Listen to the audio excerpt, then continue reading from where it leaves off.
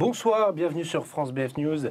Alors pour notre rendez-vous bi-hebdomadaire, l'info en discontinu, c'est ici. Alors ce soir c'est une nouvelle thématique que nous allons traiter ensemble avec nos invités. Il s'agit de la thématique des nuisibles. Comment se débarrasser des nuisibles? Et ce soir, pour en parler, j'ai à mes côtés l'excellent, l'habituel, ça devient habituel. Tout à fait. Colin Maillard, vous êtes président du groupe Renaissance à l'Assemblée nationale. Et oui, comme vous le dites, mes collègues m'ont fait l'honneur de m'élire président et j'en suis très heureux. Sur votre 31, parce que la dernière fois, on ne peut pas dire que c'était... oui, on en reparlera. On en reparlera tout à l'heure. Et j'ai aussi l'honneur d'avoir sur le plateau Roselyne Barjot. Oui, bonsoir. Donc vous êtes ancienne ministre itinérante, vous avez fait plusieurs portefeuilles ministériels. Oui. Je peux encore en prendre un s'il faut, bien sûr. Évidemment.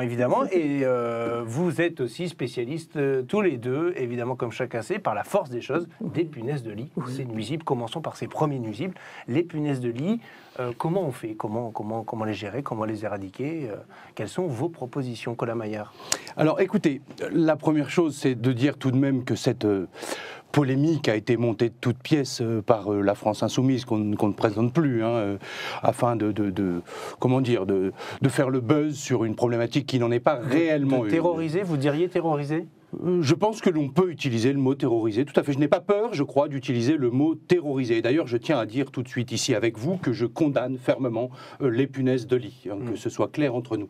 Alors, cela dit, on nous dit que c'est impossible à éradiquer. Nous avons trouvé avec mon excellente amie, n'est-ce pas, la ministre de la Jeunesse, des Sports, des Jeux Olympiques et du Crous, Amélie Outella-Castoire, une solution très simple, car qui dit punaise de lit, dit lit. Oui. À partir du moment où il n'y a plus de lit, il n'y a plus de punaise de lit. Je suis d'accord. Vous êtes d'accord avec ça, Madame Barjot? Oui, pardon, je vous en prie. Oui, excuse-moi. Oui, je pense qu'effectivement, comme l'a dit M. Colin Maillard, les punaises de lit, une fois qu'on a enlevé le lit, il n'y a plus de punaises. Et vous savez, ça me fait rappeler quelque chose à mon époque, quand j'étais ministre de la Santé.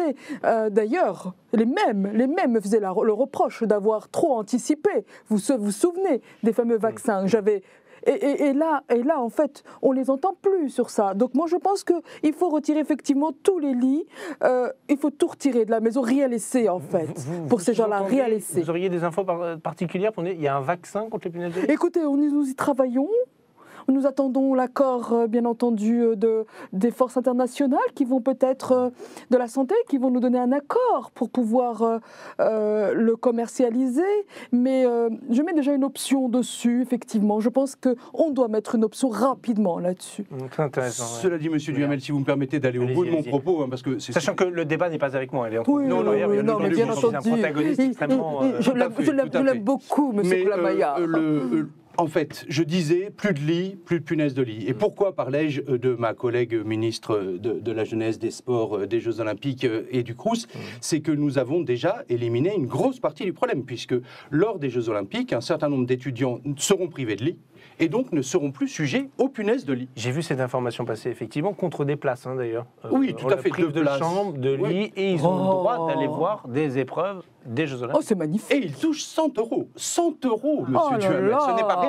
Vous imaginez le plaisir de ces jeunes à aller découvrir une épreuve éliminatoire en haltérophilie ou en badminton. Beaucoup de jeunes aimeraient les avoir. Non, parce que c'est quand même pas le 100 mètres. Rassurez-moi.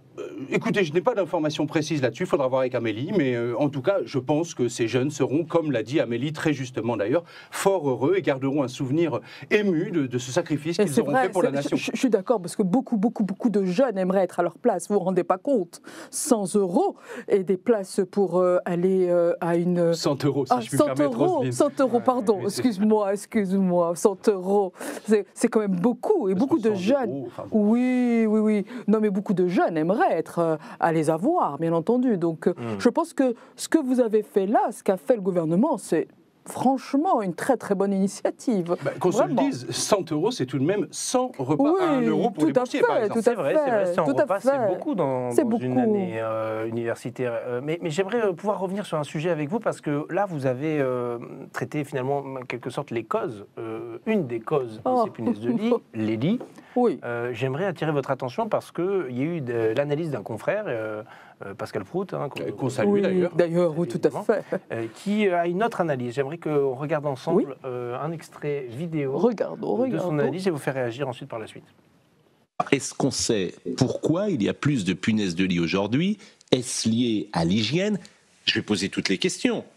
Il y a beaucoup d'immigration en ce moment. Est-ce que c'est des personnes qui n'ont pas les mêmes conditions d'hygiène que ceux qui sont sur le sol de France, qui apportent parce qu'ils sont dans la rue, parce qu'ils peut-être n'ont-ils pas accès à tous les services comme les autres? Est-ce que c'est lié à cela? Alors, absolument pas. Alors, vous avez entendu l'expert qui était sur le plateau face à Pascal Praud, qui, dans un élan de nihilisme, finalement, dit absolument pas. Quel est votre avis sur le sujet? Je pense que c'est un très mauvais. Hein. Il n'a pas étudié le sujet. Hein. Vous parlez de qui? De l'expert? De l'expert. Non, Pascal, il a été très bien. Je pense que Pascal a toujours dit la vérité, d'ailleurs, puisque à chaque fois, on le pointe du doigt, mais il a toujours raison, avant les autres. C'est pour ça qu'il est au cœur si souvent de polémiques, c'est parce qu'il a raison. Mais oui, bien sûr, il a toujours raison avant les autres. Donc, il faut toujours l'écouter. Je pense qu'effectivement, et d'ailleurs, M. Colamaillard, je pense que vous allez beaucoup avoir à travailler bientôt à l'Assemblée avec le texte de l'immigration. Il va falloir vraiment pencher là-dessus. Vraiment, je pense que c'est lié. Alors écoutez, Roselyne, je suis souvent d'accord avec vous, mais là je dois dire que je dois quand même nuancer le propos. Alors d'abord, pour dire que... Vous dites qu'il fait preuve de nihilisme, je parlerais plutôt de négationnisme, mais enfin bon, oui. Chacun ses mots. On sait l'importance des vôtres. On sait l'importance qu'ils ont ces temps-ci, mais on ne l'a pas entendu développer son argumentaire. Il est possible qu'il ait effectivement quelques arguments. Moi, je trouve que Pascal Praud... C'était sous la forme d'une question, finalement. Oui, tout à simple, anodine. Mais je trouve que Pascal Praud fait un raccourci un peu rapide, en fait, si vous voulez. C'est-à-dire qu'il y a quand même, il faut le noter, la bonne... Vous voulez dire qu'il passe par... Je me permets, punaise de lit, il passe directement aux pauvres, aux immigrés qui se lavent pas, qui sont dans des conditions difficiles, sans passer par la case France Insoumise, c'est ça? Alors, déjà, on y reviendra sur la case France Insoumise, parce que je rappelle quand même que l'un des principaux dangers pour l'épandage de punaises de lit, si vous me permettez. Un des principaux. Voilà, j'ai dit un des principaux. Oui, mais c'est pas grave. Excusez-moi, je suis désolé. Je suis un peu fatigué, on siège beaucoup ces temps-ci, justement à cause des personnes que vous venez de citer, qui s'obstinent à faire des amendements et des amendements. Vous parlez de qui, là, chef? Des motions de censure. Des motions de censure, etc. Oui, alors que pourtant, je leur ai donné une porte de sortie, puisque j'ai dit, arrêtons de faire semblant de discuter, allons-y, allons droit au but. Ils n'ont pas souhaité le faire. Bon, bref, oublions cela. Non, ce que je voulais dire, c'est que, en fait, on ne peut pas résumer, je crois, punaise de lit égale immigration. Je veux dire, par exemple, Mathilde Pernaut qui a brandi une fiole de punaise de lit dans l'hémicycle, mais enfin, je veux dire, imaginez le danger si cette fiole s'ouvre. Je veux dire, c'est un exemple qui n'a rien à voir avec l'immigration. L'autre point, c'est quand même qu'il y a, nous sommes en train de travailler, vous l'avez dit, avec Gérald Dartagnan, à une proposition de loi, un projet de loi très important, qui justement, dont le but justement est de trier entre les immigrés qui viennent uniquement apporter des punaises de lit. Les bonnes punaises de lit et les mauvaises punaises de lit. Alors non, justement, parce qu'en général, les immigrés qui sont ici pour travailler, pour s'intégrer, pour respecter les valeurs de la République, comme par hasard, ne sont pas atteints de punaises de lit. Voilà. Donc, je crois qu'il ne faut pas faire ce raccourci un peu facile. Je pense qu'il faut que nous sachions raison garder. Alors, attendez, parce que, s'il vous plaît, parce qu'on a une nouveauté dans notre émission. Nous avons notre fact-checker, Baptiste Cadeau, qui va nous rejoindre sur le plateau, qui a des informations à nous donner pour nourrir la réflexion. Bonjour Baptiste. Bonjour Junior. Bonjour. Oui. Alors des informations qui vont vous intéresser. D'abord, selon une enquête menée par le cabinet Occurrence, 98% des Français, je crois que le chiffre va s'afficher, voilà, 98% des Français se disent favorables à l'éradication des nuisances en général. Voilà. Une analyse poussée de ces résultats de cette étude montre que les 2% des électeurs restants ont 77% de chances de voter pour la NUPES, dont 46% en étant heureux de le faire. Voilà, vous le voyez. Dont 98% pour la France Insoumise. Un petit problème en régie, on est à l'étape suivante, mais... Et oui, 98% pour la France Insoumise, dont 75%, 98% pour la France Insoumise, nous y sommes, on va y arriver, dont 75% pour Mélenchon, et 88% de ces derniers auraient déjà mangé une merguez. Voilà, des chiffres qui nous montrent que la gauche fait sécession et qu'elle soutient évidemment l'islamisme.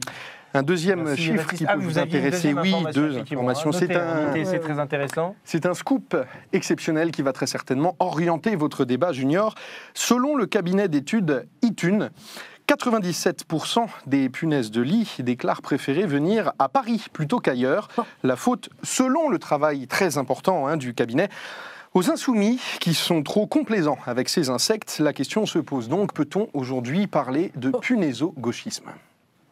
Merci Baptiste Cadeau. Alors nous poursuivons ce débat sur la base d'informations extrêmement lourdes de sens. D'un autre côté, je ne suis pas sûr que ça rebatte vraiment les cartes. Finalement, ça ne vient que confirmer ce que nous disions depuis tout à l'heure. Oui, mais là, attendez, c'est à moi de remettre un peu de l'huile à notre... Ah pardon, c'est vous. Oui, non, excusez-moi. Oui, à nos rouages, pardon. parce que on était en train de voir comment les punaises de lit, ces nuisibles, posaient un problème dans la société. En effet. Un lien potentiel, mais pas...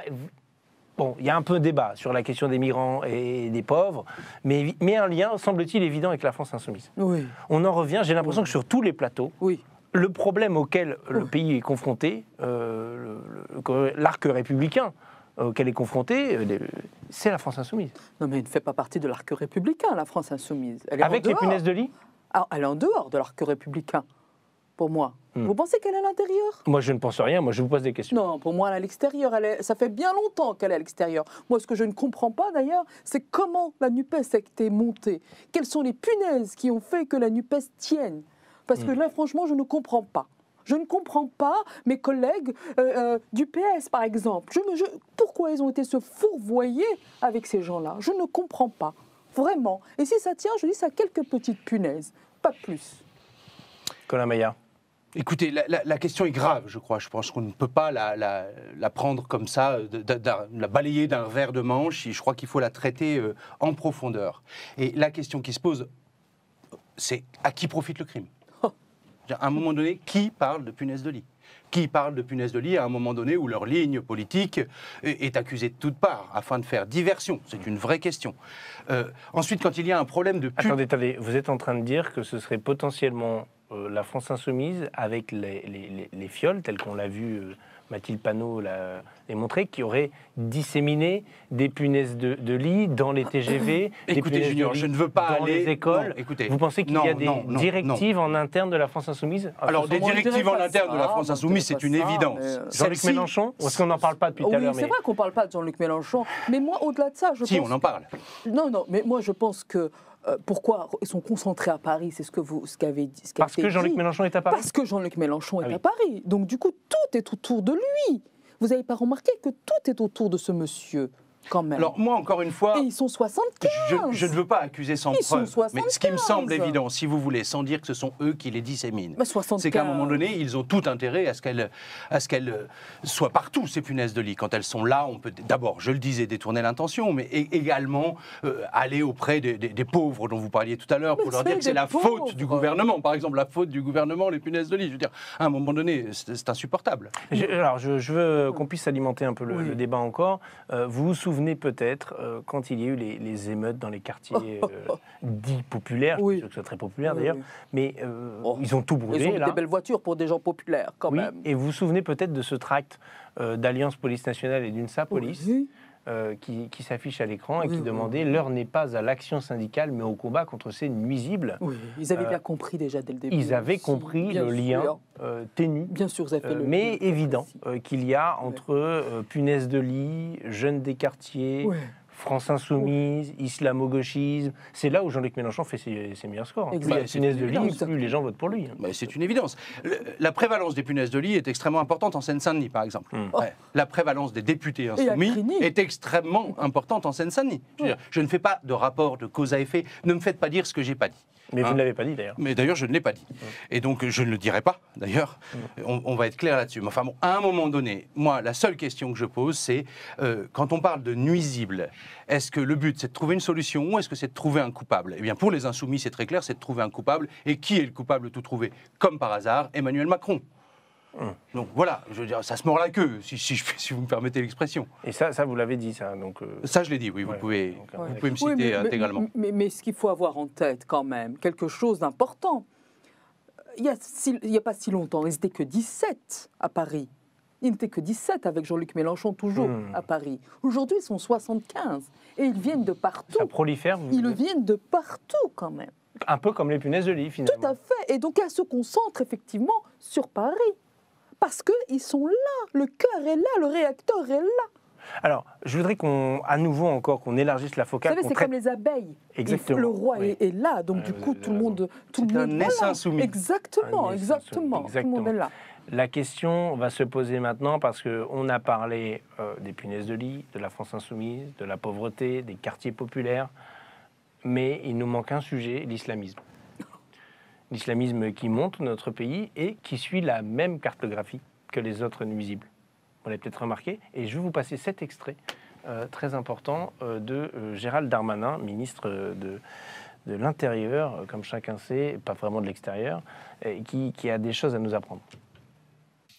Alors je ne sais pas si la menace continue d'augmenter. On n'a pas de menace caractérisée qui toucherait la France comme information des services de renseignement, non. Mais nous avons effectivement, comme je l'ai déjà évoqué, un djihadisme d'atmosphère, comme disait Gilles Kepel. Il y a un passage à l'acte qui est davantage possible lorsqu'il y a des événements comme cela, qui peuvent permettre évidemment de considérer qu'il faut ici venger le prophète ou là passer à l'acte. Donc bien sûr, nous sommes, comme tous les services occidentaux, extrêmement attentifs à ce qui se passe, et la police et nos services de renseignement sont très attentifs à ce qui se passe. Diriez-vous qu'il y a ce djihadisme d'atmosphère finalement fait proliférer aussi les punaises de lit? Est-ce que c'est une façon de valider leur passage à l'acte? Écoutez, moi je voudrais vous dire d'abord que quelque chose me frappe dans cette vidéo, c'est que vous avez changé de coiffure. Oui, c'est vrai. Je tenais à le souligner tout de même, c'est quand même un point important. Alors, oui, il est plus beau comme ça. Oui, ça vous va beaucoup mieux. Ça vous va bien comme ça. Merci. Revenons au sujet, s'il vous plaît. Franchement, je l'aime beaucoup comme ça. Ce que souligne Gérald, et ce qui est très clair, c'est cette question de djihadisme d'atmosphère. C'est-à-dire que, vous savez, on nous demande des preuves, on nous demande des indices, on nous demande... Mais enfin, il n'y a pas besoin de preuves, il n'y a pas besoin d'indices. Ça se voit. Elle est là, cette atmosphère. Tout le monde la sent, tout le monde la ressent en son fort intérieur. Alors, est-ce qu'on a vraiment besoin d'avoir des preuves? C'est comme le sentiment d'insécurité, finalement. Exactement, exactement. C'est un sentiment d'islamisme, on pourrait dire, en quelque sorte. Et vous partagez cette analyse? Écoutez, moi, vous l'avez tout à l'heure, nos policiers l'avaient même écrit, vous vous souvenez, dans leur communiqué de presse. Oui. Ils l'ont écrit aussi. Ils demandaient à passer à des actes concrets. Exactement. Donc du coup, eux qui sont sur le terrain, qui ont cette connaissance que les autres n'ont pas, il faut toujours les écouter, c'est ce que je dis. Écoutons ceux qui ont la connaissance et qui sont sur le terrain. Et c'est eux, ils l'avaient dit déjà. Attention, les jeunes, les quartiers, Jean-Luc Mélenchon, la France islamiste, tout ça, les punaises de lit. Gérard Collomb avait prophétisé. Hein. Exactement. Vous vous souvenez, avant qu'il quitte le ministère de l'Intérieur, avant de donner ça à, comment s'appelait-il, Christophe Castagneur. Christophe Castagneur, merci. Oui, Castagneur. Christophe Castagneur, oui. Il avait prophétisé hein, que la gangrène était avancée dans les quartiers de ce pays. Et ce n'était pas un gouvernement de droite à l'époque qui avait dit ça. Non. Vous vous souvenez. Crypto-marxiste, voilà. me semble-t-il. Du coup, parce que j'étais pas avec eux, donc je sais que... Voilà, oui, on était, quand il y a eu le virage, le vrai virage voilà,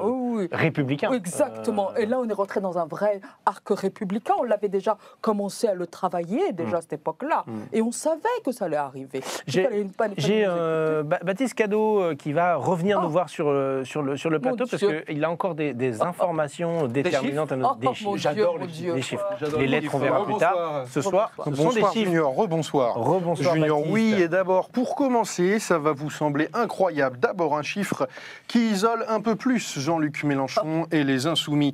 Selon un rapport du think tank indépendant Mort au Rouge, 106% des électeurs pensent que la NUPES se trompe partout et tout le temps. Un chiffre qui monte à 287% sur les électeurs de l'arc républicain. Une statistique rassurante qui prouve bien sûr que Mélenchon ne peut évidemment pas être largement en tête de la gauche aujourd'hui. Merci deuxième chiffre. Baptiste. Alors, ça, on retient quand même sur le fait qu'il ne puisse pas être en tête de la gauche. C'est un élément déterminant pour la suite du pays. Ça veut dire qu'il y ait un espoir. Oui. Baptiste. Bien sûr. Deuxième chiffre. Deuxième chiffre. Selon un sondage réalisé par l'Institut Nul-Lafi, l'Institut numérique utile et libre de lecture approfondie des fractures identitaires, 97,897% des Français préfèrent voter pour une tarte au chocolat noir que pour un candidat de la France Insoumise. Un résultat qui embarrasse Éric Zemmour, qui déclare que s'il se réjouit de voir l'islamo-gauchisme punéso-historico-rococo, wesh alors macumbo-gauchisme dépassé dans les sondages, il note que le chocolat noir s'en sort bien mieux que le chocolat blanc, bien meilleur pourtant selon lui. Rappelons qu'en 2022, l'Institut Nul-Lafi avait estimé le score d'Éric Zemmour entre 12 et 15% à la présidentielle. Ce n'était pas si loin, en fait. Merci Baptiste pour ces informations. J'y vais. Allez-y, allez-y. Bonne soirée, bon débat. Merci pour ces chiffres, en tout cas. Merci beaucoup, cher jeune homme. Vous êtes ravissant. Merci. N'en faites pas trop, Roselyne. C'est avec moi que ça se passe. Pardon. Alors, Merci. vos réactions, est-ce que ces chiffres vous interpellent, vous rassurent, vous confirment des choses? Une légère inquiétude quand même, malgré tout. Que voterait ces 2,113%. Je dirais à un moment donné, 213%, je n'ai jamais été très bon en mathématiques. Moi non plus. Enfin bref, ça fait quand même un certain nombre de gens qui sont prêts à ne pas voter pour une tarte au chocolat, si j'ai bien suivi. Quoi. Donc c'est tout de même assez inquiétant. Après, chocolat noir, oui. Chocolat noir, ça a son importance quand même. C'est peut-être d'ailleurs le noir qui pose souci à ces 2,213%. Est-ce que vous pensez qu'ils votent pour la tarte au chocolat parce qu'elle est noire? Mais il faudra un deuxième sondage, je crois. Je crois qu'il faut aller plus loin. Ça dépend comment est leur gourmandise. Parce que tout dépend. Ça interroge. En tout cas, oui, ça interroge. Mais effectivement, tout dépend de la gourmandise. En tout cas, ce qui est une certitude avec ces chiffres, surtout le premier qui a été évoqué, 106%, je crois. Bon, encore que ça me paraisse un peu bas, mais bon, c'est que malgré toute l'agitation dont on parle depuis tout à l'heure, cette manière d'instrumentaliser tout ce qui arrive dans ce pays en mettant la faute sur le gouvernement, manifestement les insoumis, en particulier leur gourou en chef, j'ai envie de dire, si vous me permettez l'expression. Le grand gourou. Oui, on peut dire ça aussi. Mais enfin, ça me fait penser à kangourou et c'est une bête que j'adore, alors j'aurais un peu de mal à... Mais bon, bref, ça ne fonctionne pas, tout simplement. Tout ce qu'ils arrivent à faire, c'est nous faire perdre du temps. Et d'ailleurs, à ce propos, je voulais profiter de cette antenne pour vous dire que nous avons une initiative à Renaissance, c'est que nous allons déposer très bientôt un projet de loi pour éviter de perdre du temps. Très bien. En fait, est-ce que ça veut dire qu'on va arrêter l'Assemblée nationale? Alors non, tout de même, on est en démocratie, Junior, tout de même. Non, mais je pose la question. Regardez ce qui se passe. Moi, je suis un spectateur averti et je vois, je déplore qu'on perde du temps.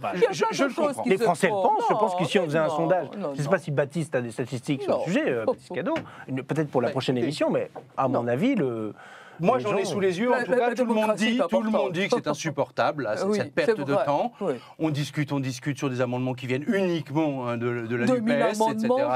Voilà, bon. Ensuite, ils votent pour, et ensuite, on est obligé d'utiliser à chaque fois un 49.3.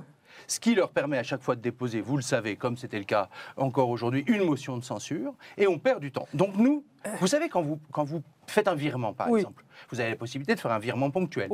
Mais si c'est régulier, vous pouvez faire un virement automatique. Eh bien, nous allons déposer une proposition de loi avec le groupe Renaissance dès la semaine prochaine sur le bureau de l'Assemblée pour mettre en place le 49.3 par virement automatique. C'est-à-dire qu'on présente un texte, ils déposent leurs amendements, et automatiquement, il y a un 49.3. Roselyne Bachelot, vous qui avez été membre du gouvernement, ça vous inspire? En fait, ce qui m'inquiète, c'est qu'on n'a pas eu l'idée avant de le faire. Parce que c'est une excellente idée, effectivement. Et je dirais même que rien que le fait d'y penser devrait tout de suite transférer. Vous savez, rien que la pensée devrait transférer ce 49.3 par la pensée. Je pense qu'avec aujourd'hui tous les outils que nous avons, qui sont importants, techniques, je veux dire. Vous voulez dire une sorte d'algorithme Non, c'est pas bête, Je veux que vous le sachiez, Baptiste Cadeau me fait passer une information, il y aurait 107,2% des Européens qui déclarent en avoir marre du perdre du temps.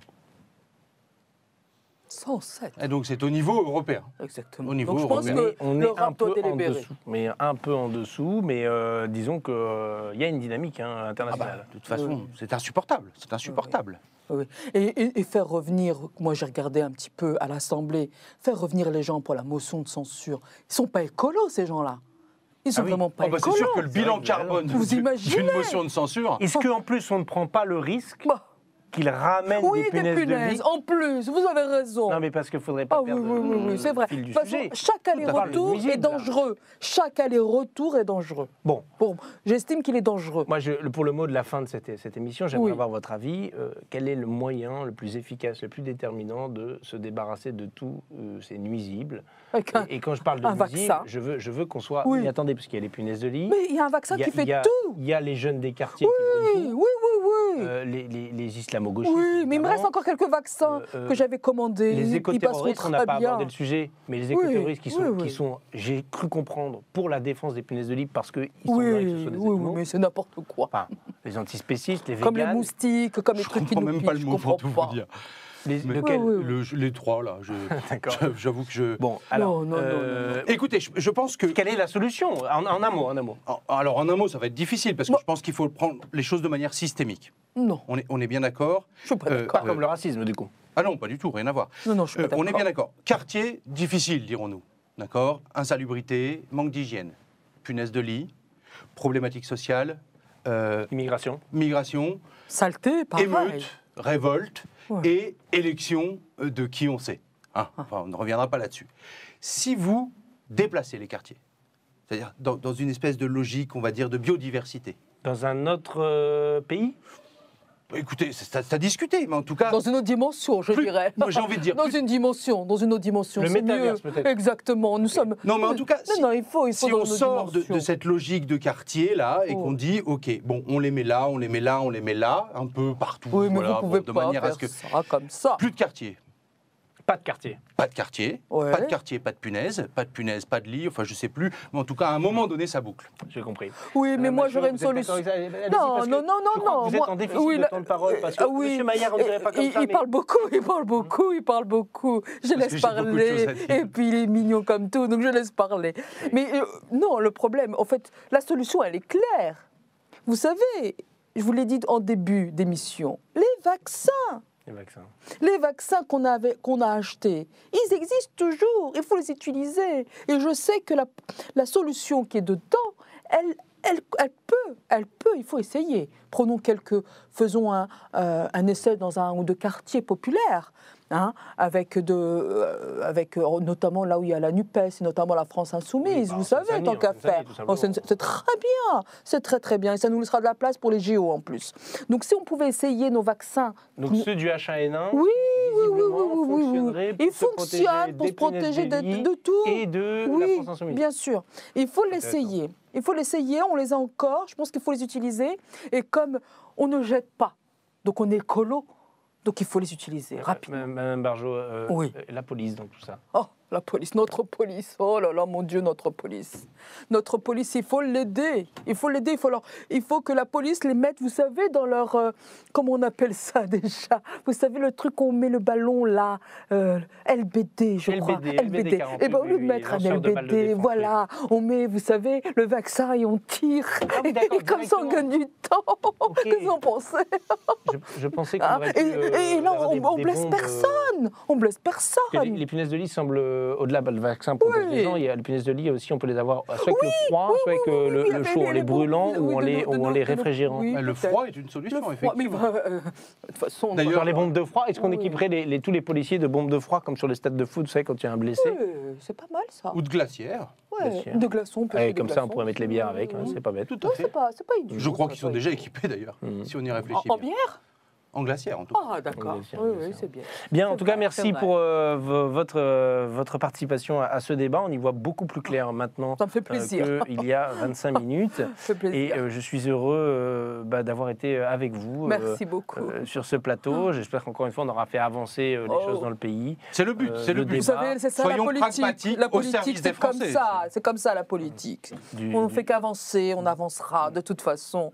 De la discussion jaillit la lumière. Et ici, ce soir, c'était lumineux. Merci.